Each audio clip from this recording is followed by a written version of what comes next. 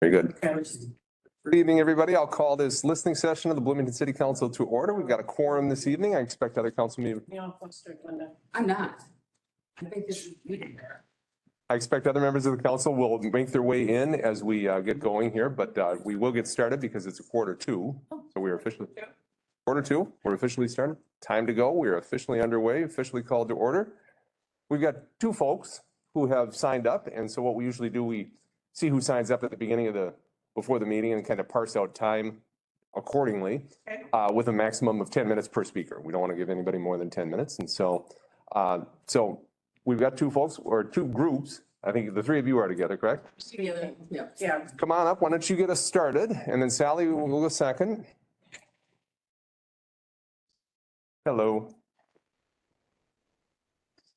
Come on up. If you want to come up and sit on these chairs, please, and by the microphone, we'll need you to sign in. You're gonna do great. Don't worry about My it. back. I got your back. You got my back. That's You're in great shape. Don't worry. the what? It'll be great. I know. It'll be fabulous.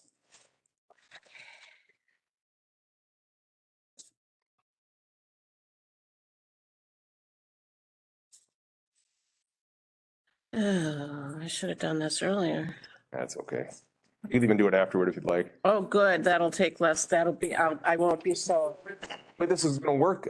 If you have a seat, you can we'll need you to state your name officially for the record, and then it's a conversation back and forth. You can, Excellent. That. but we'll also talk about it. So, And so to keep me on track, here I go. and you don't need to stand. You can stand if you'd like. I'm more comfortable standing. You go. I'm all ready to stand. Okay. So thank you all. Mr. Mayor, council members, Councilmember Lona, staff, thank you for listening.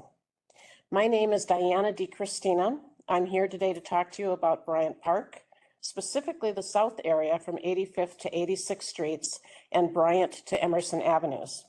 My roots grow deep here in Bloomington. One of the reasons I bought my house on Bryant Avenue was the park. I love living on Bryant Park, a little countryside green within the city, a beautiful, quiet place to live and thrive. I have lived directly across from Bryant Park on Bryant Avenue South for 42 years. On September 12, at the Bryant Park Community Conversation, the second of 3 that I was able to attend, a member of the City Council asked another resident and me questions regarding longevity in our home and our perceived vision of the neighborhood. Neither of us was able to answer because we were stunned. But the question struck a chord and made each of us think and question, what is the city planning? What is a city park? A city park is an aesthetic, expansive, public, natural green space, providing environmental and recreational gathering areas for people of all ages, a protected area of countryside. People come to use and enjoy Bryant Park South for its tranquility. They come to sit in nature, they have a private conversation, they come to sit and read a book, they come to do yoga, they come to meditate, they come to exercise, all alone yet surrounded by nature. They come just to get away from it all. Please do not take that away. Just because the land of Bryant Park is here doesn't mean it has to be filled with a this or a that thing to do. Less is more. Look at our neighboring community, Edina, with its breathtaking and beautiful Roslyn Park as an example. Roslyn Park is just 1 acre smaller than Bryant Park, and yes, it's shared with the Edina Pool, but it is surrounded by nature. One feels freedom and calm, even within its beautiful, inclusive playground area. Bloomington is a suburb of Minneapolis that is sometimes called the Mini Apple because its vibe is similar to New York City. I invite you to go online and visit Central Park in New York City. It is 800 plus acres with 21 parks, most of which are inclusive. The colors of the playground equipment blend and complement the environments, and the wrought iron fences to protect those with disabilities from running afar are very intentional and stunning. Central Park is such an exquisite example of how to embrace and use the beauty of nature. Bloomington, too, can have its own Central Park at Bryant Park.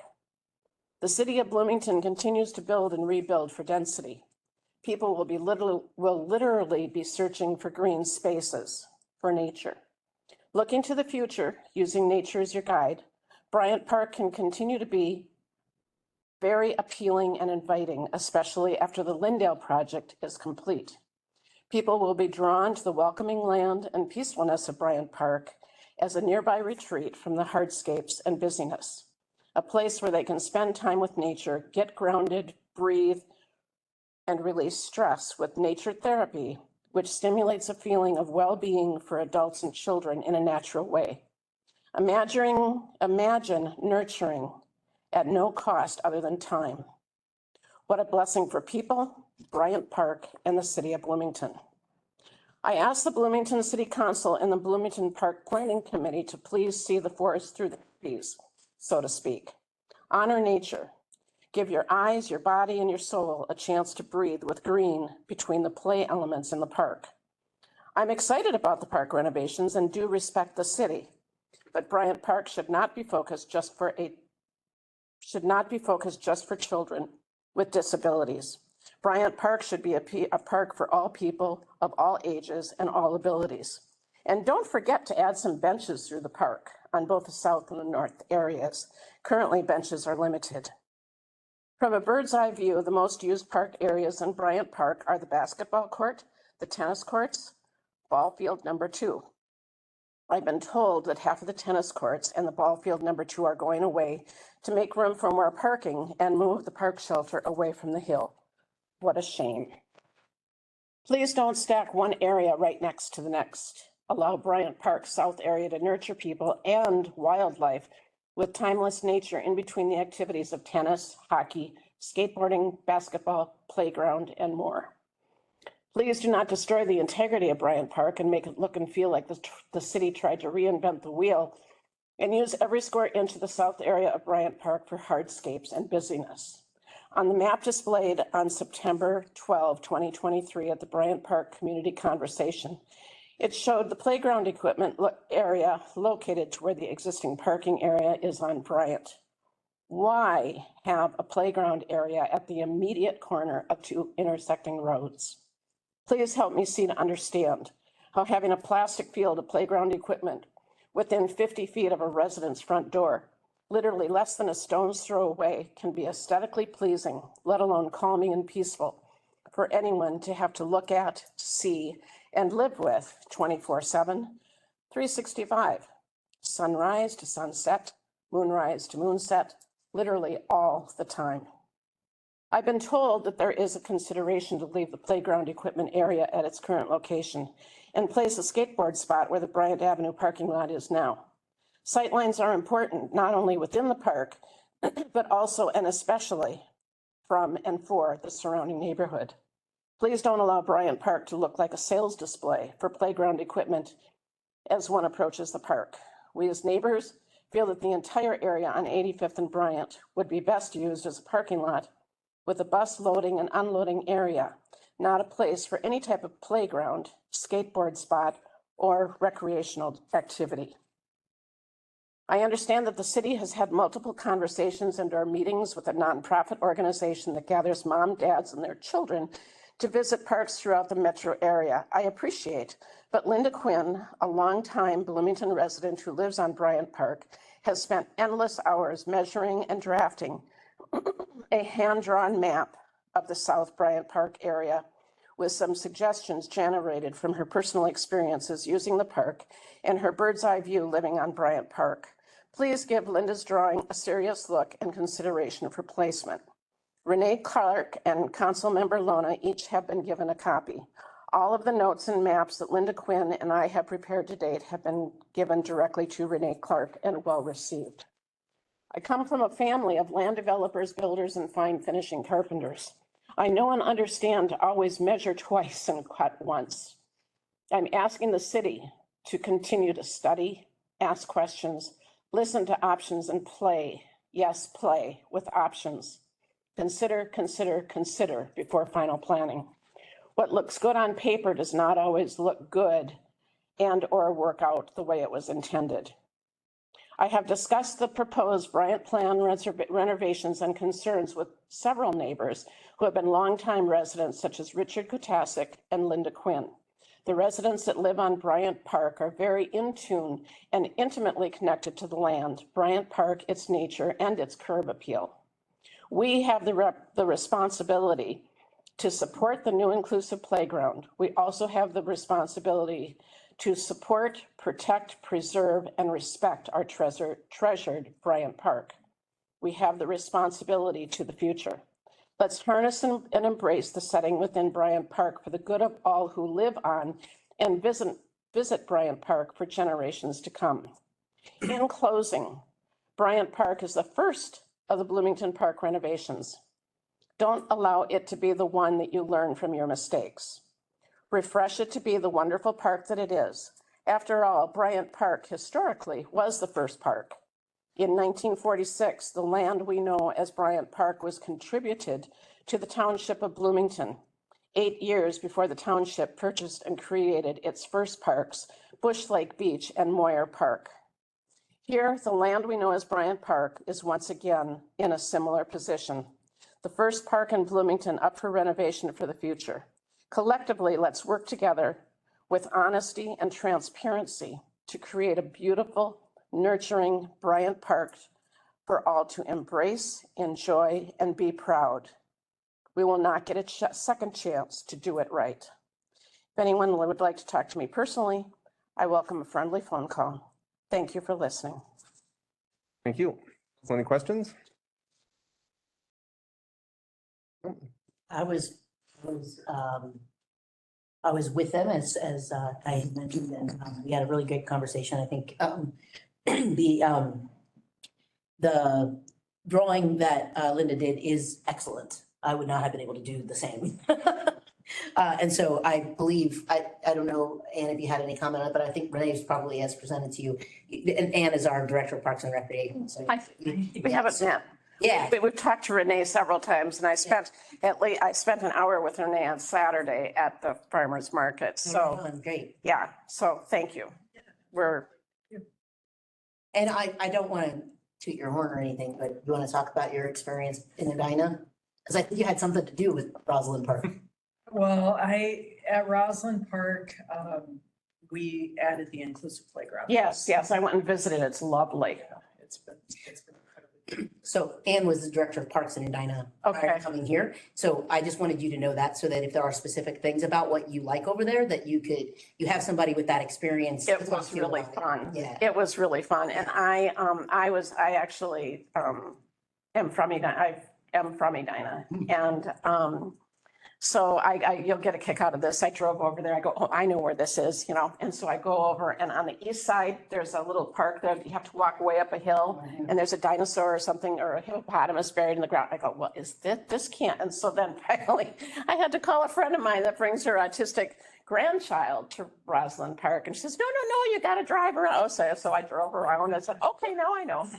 And it was so much fun, because there were moms there and a couple of dads with their kids, but it was quiet.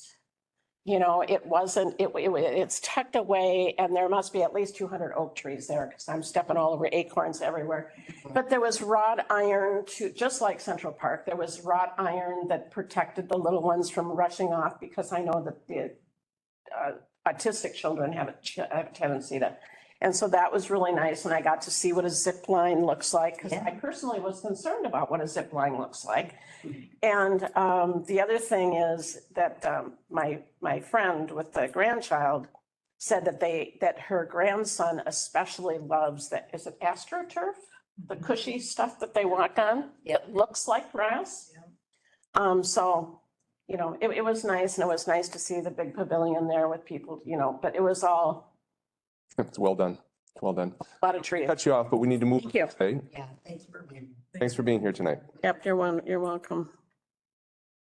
Sally? Thank you for listening.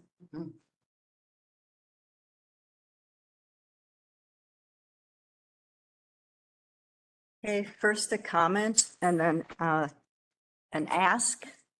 So the comment, at the August 28th, 2023 listening session, an attorney submitted legal papers to the city concerning the mayor inaccurately stating at the November 14th, 2022 listening session. So he was posting pictures on anti-Islamic website, for God's sake. Councilmember Del Sandra responded by inaccurately stating, Sally came in here and accused us of something and I rebutted saying that here's the deal. The rebuttal that Councilmember D'Alessandro provided on November 14th inaccurately stated, can I also add those pictures were used the way that the mayor described them? I can pull it up and I can show it to you. Councilmember Carter stated they are online, and Councilmember Martin states that's where I saw them, and Councilmember Carter states Councilmember D'Alessandro showed you. Councilmember Martin comments, I've been shown it by several folks. I'll follow up with you after this. I'm going to provide that. Councilmember D'Alessandro can't pull it up. And Councilmember Martin has not seen the pictures or provided the pictures because they are not online. What Councilmember D'Alessandro provided me were screenshots from a video that include the date of March 2019, indicating she did not provide proof because the attorney took pictures September 2019. The pictures are not in the video. The pictures are not online, and I should not have to prove they are not online. Just like the firemen should not have to prove an overhand loop knot found in a locker that does not have a door is not racism. Okay, the following is an ask. I'm requesting an internal affairs investigation. Also at the November 14th, 2023 listening session, after I stated, I have detectives at my house and this should be addressed, the city attorney inaccurately commented, we have already litigated this matter. I comment about my concerns with Success Academy, a private business, use of the city playground, having detectives at my house, and the inappropriate questions detective asked, such as, do you have access to, are you handicapped at all? Do you have access to take your kids to any of the other parks in Bloomington? Do you have access to bring the children over there other times of the day? The response to my comments include asked and answered. We've had this discussion before. It has not been discussed and it has not been litigated. Again, this is an ask. I'm asking for an internal affairs investigation. I previously requested an internal affairs investigation and I received a response and inaccurately stated it has been determined through subsequent civil proceedings that there was no misconduct on the part of any officers. It was not determined that there was no misconduct. It was determined that the officers were entitled to qualified immunity.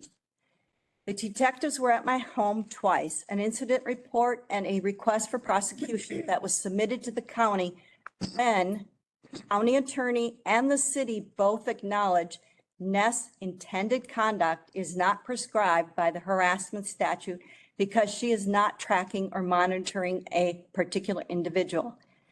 The Ness versus City Bloomington decision stated Ness' decision to chill her speech was not objectively reasonable for two principal reasons. First, her intended conduct is not prescribed by the statute.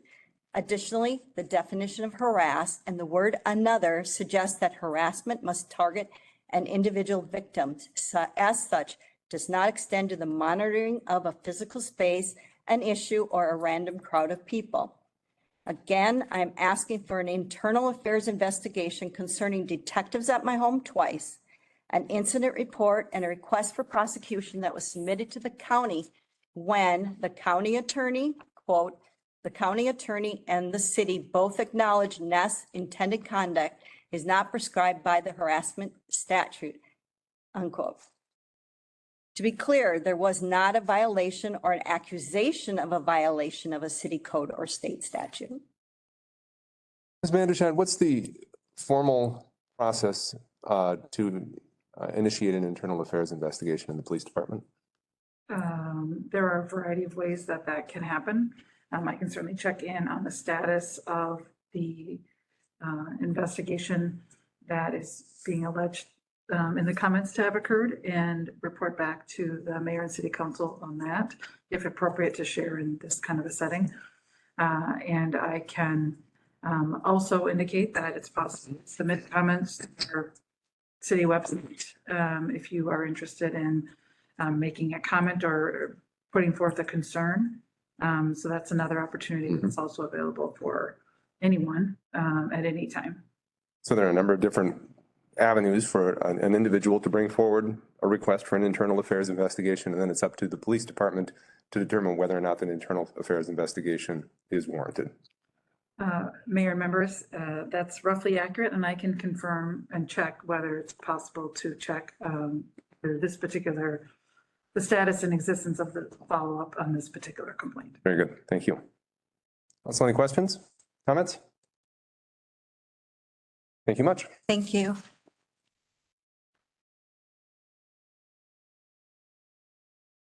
All right. We are through our speakers for this evening. Don't see anybody else in the wings. So I look for a motion to adjourn our listening session this evening. So moved. Motion and a second. All in favor? Aye. Motion carries 6-0. We are adjourned. We'll see you downstairs. Thank you. Thank you. Thank you. Sure.